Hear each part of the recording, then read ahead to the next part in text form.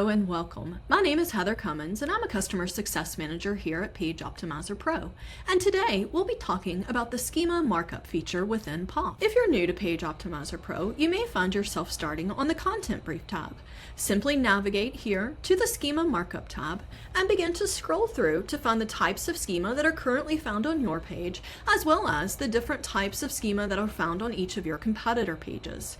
Keep in mind that anything marked here in green means that two or more competitors have this type of schema on their page. Now this may create a situation that's all too familiar. Do you ever find yourself scrolling down this tab and finding a schema type that you've never heard of, or one that's simply too tedious to create for your website at the moment? Well, POP has a solution. If you scroll all the way down to the bottom of the Schema tab, you'll see that you have the option to generate some new schema type using PageOptimizer Pro's AI.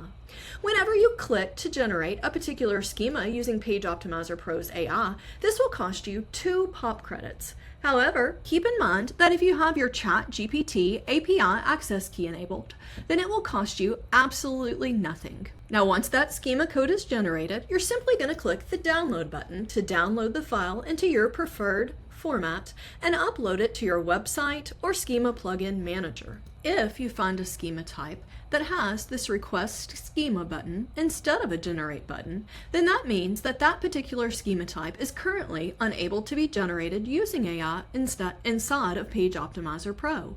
However, by simply clicking this button, you send us a vote saying that you want us to create an AI prompt in order for that particular schema to become possible. With that, you're up to date on this new and exciting feature inside of PageOptimizer Pro. As always, I hope you have a great day and good luck optimizing.